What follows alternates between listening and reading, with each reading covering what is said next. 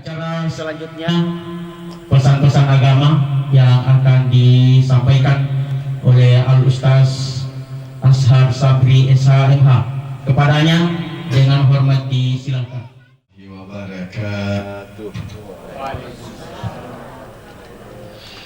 Alhamdulillahi Rabbil Alamin, Allazi la ilaha illa huwa ar-Rahmanur Rahim. Ashhadu an la ilaha illallah wa ashhadu anna Muhammadan abduhu wa rasul. Allahumma salli ala Muhammadin wa ala ali Muhammad kitabil karim. Wa min ayatihi an khalaqa lakum min anfusikum aswaja litaskunu ilaiha wa ja'ala bainakum mawaddatan wa rahmah. Inna fi dzalika laayatil liqaumi yatafakkarun. Kapolo tamalabiku yang asana maiki tapada pasule kasukurusan talaku Allah Ta'ala. Oleh karena betapa Allah telah membahagiakan kita pada malam hari ini, matumbai pada bahagia ki pada malam hari ini nasabah anu jama-jaman kebahagiaan dia dihadiri. Syukuri kilaku Allah Ta'ala nasabah salah satu anggota keluarga kita besok akan melaksanakan walimatul urs. Jadi dua tuh walimah dan disanga walimatul nikah pada saat ijab kabul. Ada namanya walimatul urs. Apa bedanya? Walimatul nikah itu ketika kita melaksanakan ijab kabul. Walimatul urs disyukuri nasabah dirasakan itu sesuatu yang sebelumnya diharamkan oleh Allah Subhanahu wa Ta'ala. Jadi ketika Ali bin Abu Thalib selesai menikah, kemudian masuk ke rumahnya malamnya, besok paginya nakutanai Nabi Muhammad sallallahu alaihi wasallam. Matumba siapa perasaanmu Ali? Langsung napake de jempol na Ali, naku hai mantap anu nyamannya pale. Langsung aku binta potong kambing, bikin masakan, kita laksanakan walimatul urs. Jadi cocok untuk masiang. Jadi dia lalami mantegongnya dengku supaya disyukuri masiang. Kemudian Kapolo Tamalabiku yang sana, terutama yang saya hormati Pak Desa bersama dengan seluruh jajaran. Allah kita semua yang hadir, kesemuanya dibawa naungan kasih sayangnya Allah. Lalu saya dihubungi oleh penggawaku Agus. Ngaku tabe teh kakanda. Dan syara ke waktu malam kuku agak berat-berat saya jawab sebelumnya. Emang ini wan itiro na. Nah, cuma aku kira lain sama agama waktu Agus menikah. Saya ke rumah, maka ngomong sulai na, aku tanya mereka ngomong sulai, kuka sulai lemai na buntu barana, sabungin bawakan ceramah, nak kau cocok itu na. Mana ya kita na cado talu tomakaka, kaini, tomakaka buntu barana, tomakaka tumbuh bara, kampungku. Kuku tanya Agus, sumpah tu durian tu Agus nak pasor, oke lempo, wah, ya jadi. Nah, yang kedua adalah anak Korea yang sholat. Nah ini jadi kita pertama dia butuh barana. Mudah-mudahan saya bahagia dan ku harap pulai mabalu duka pinawantan dari mana insyaallah. Nah Kapolo Tamalabiku yang sana adingku yang berdua yang akan yang sudah selesai melaksanakan ijab kabul. Izinkan kami tamatuanku Kapoloku yang sana untuk sampaikan 6 poin. Dengan syari poin aku sampaikan teh bung. Tentu pada tes semua. Tapi yang namanya nasihat agama itu harus diulang-ulang terus. Kenapa nasihat agama itu harus diulang-ulang terus? Nah sahabat ya tuh disangata apa? Suntama. Nah oleh karena itu kita saling menasihati, mudah-mudahan keimanan kita senantiasa bertambah. Pertama adikku, saudaraku, salah satu rahasianya Allah yang akan terjadi kepada setiap hambanya adalah menemukan jodohnya. Oleh karena itu, adikku yang akan menjadi suami, yakinlah bahwa jodohmu yang menjadi istrimu ini adalah kehendak yang terbaik dari Allah Subhanahu wa Ta'ala. Maka agar engkau bahagia bersamanya, maka selalulah memandang istrimu itu sebagai wanita yang paling cantik dibandingkan dengan wanita-wanita yang lain. Nah tabak tujuan atau menikah dinku supaya nak tundukkan terpandangan matamu, ketertarikanmu laku bangto lawan jenis, serta najaga itu kehormatanmu. Oleh karena itu adikku, setelah kita menikah dan engkau yakin betul bahwa ini adalah pemberian terbaik dari Allah Subhanahu wa Ta'ala, maka jaga, maka peliharalah istrimu itu, cintailah karena Allah Subhanahu wa Ta'ala. Tak mudah dimanjuk ke tiro-tiro bang, apalagi dijaga melo untuk kehormatan, kemaluan, di mana itu hanya untuk istri kita. Itu yang pertama. Jadi rahasia Allah Ta'ala untuk pernikahan. Oleh karena itu adikku Manu, kamu tidak usah merasa kecewa, merasa sedih nak kau jolomi te adikku, jolomi te letingku sama mana-manaku, tidak usah. Ya. Insya Allah di langit itu sudah ditentukan oleh Allah Subhanahu wa Ta'ala. Di waktu yang tepat akan hadir pula perempuan yang tepat untuk dirimu. Masya Allah. Ya. Itu yang pertama. Kemudian pesan yang kedua, hakikatnya atau disana ijab kabul adikku adalah perpindahan kewajiban dan tanggung jawab. Jadi jika selama ini istrimu yang mengandungnya, yang memeliharanya, yang menjaganya, yang memberinya nafkah adalah orang tuanya, maka setelah ijab kabul, maka kewajiban dan tanggung jawab itu berpindah kepadamu. Oleh karena itu, adikku, jaga baik-baik amanah ini. Apa keselamatan atau benemu yang engkau harus jaga? Satu, keselamatan fisiknya. Istrimu yang ada di sampingmu hari ini tumbuh menjadi perempuan yang baik dan dewasa dengan fisik yang baik, itu karena orang tuanya telah berletih menjaganya. Oleh karena itu, adikku, kewajibanmu adalah menyelamatkan dan menjaga keselamatan fisiknya. Daulah mupatapai lima terbenemu adikku.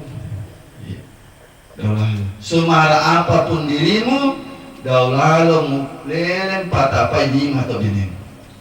Ingat, Rasulullah itu adalah sebaik-baik manusia, dan Rasulullah mengatakan, aku adalah sebaik-baik suami kepada istri. Maka ini yang harus dicontoh. Jadilah laki-laki baik yang benar-benar istrimu di dalam rumah dan di luar rumah terjaga keselamatan fisikmu. Yang kedua, keselamatan tapana. Ingat adikku, istrimu tahu Allah, mengenal cara beribadah kepada Allah, itu adalah karena orang tuanya telah mendampingi tumbuh kembangnya dalam keimanan yang benar. Oleh karena itu, kewajibanmu, tanggung jawabmu memastikan bahwa setelah menikah istrimu masih terjaga keselamatan imannya. Nah, sahabat biasa juga tuh, waktu naju itu matuan nasalam itu apaan? Tapi justru setelah menikah, kasihlah, karena suaminya tidak mampu menjaganya, maka karena selamat apaan. Begitu juga sebaliknya adikku yang istri. Tugasmu adalah kehadiranmu, memastikan keselamatan iman suamimu. Jangan sampai kehadiran tak sebagai istri justru merusak, menurunkan kualitas keimanan suami kita. Kemudian juga menjaga keselamatan ibadahnya, menjaga keselamatan akhlaknya, dan lain sebagainya. Prinsipnya adalah begitu engkau mengatakan, adikku, saya terima karena Allah, maka kewajiban dan tanggung jawab itu berpindah kepadamu. Yang ketiga, siapa nama di bang Diki? Yang ketiga, pernikahan itu adalah bukan hanya pertemuan dirimu dan pasanganmu. Pernikahan itu bukanlah pertemuan istri dengan suami, pertemuan suami dengan istri. Kenapa pernikahan itu harus diumumkan? Karena dia adalah persekutuan dua keluarga besar. Nah, oleh karena itu adikku, meskipun engkau mendapatkan suami yang baik, suami yang gagah, suami yang mapan mungkin secara ekonomi, jangan pernah gara-gara itu engkau melupakan orang tuamu. Begitupun juga sebaliknya. Jangan hanya engkau berhikmat memuliakan orang tuamu, sementara ketika orang tuanya suamimu datang ke rumahmu, engkau sepelekan. Oleh karena itu kewajiban kalian berdua adikku, kalian sekarang telah memiliki dua keluarga besar. Maka keluarganya istrimu adikku adalah keluargamu juga. Begitu sebaliknya, keluarganya suamimu adalah keluargamu juga. Maka ketika mereka membutuhkan pertolongan, maka berikanlah pertolongan itu. Perlakukanlah keduanya itu dengan ma'ruf, dengan yang baik. Gila ya adikku, suamimu yang engkau dapatkan itu endam piara sebelumnya, taumatuanna. Sekiranya tak ewa taumatuanna, engkau tidak akan mendapatkan laki-laki itu. Begitu juga sebaliknya. Nah, sahabat biasa lah gotek kapolo sama laki ke sana. Biasa gara-gara istri, nah lele tak mau nang hormati to orang tuanya suaminya, ya biasa penyebab konflik itu. Nah, biasa maparapat atau teman-teman, aku be sombong apa ya to benim. Tapi salah aku banana untuk supaya nabi nana amplop. Saya cuma datang sebagai orang tua. Saya cuma datang ingin melepaskan kerinduan. Dengan apa tiro-tiroan nak nalindo. Lele yang malindo kadingi, mani sambo syari ke mana na lele mau malindo kadingi patiro. Iya. Lele mau napi cano iki memisahkan janji dan lain-lain. Jangan sampai terjadi hal-hal yang seharusnya bisa dihindari. Ini yang ketiga lagi. Yang keempat biarkan. Ya, dong di tanggal primo.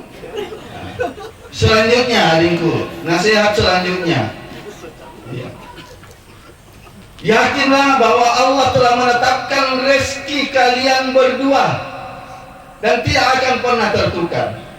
Bahkan Allah telah memberikan dan Rasulullah memberikan jaminan bahwa orang yang menikah itu insya Allah akan dicukupkan kebutuhannya oleh Allah Subhanahu Wa Taala. Maka kalian tidak perlu khawatir. Tapi adikku, jangan biarkan rumahmu seperti kuburan. Jangan biarkan harta benda kalian seperti kuburan, seperti bangkai. Umpama to banua yang seperti kuburan, ya kelalui banua tak bangun di kederan untuk sumbajang, si sholat tak bangun ada dibaca untuk korang lalui banua.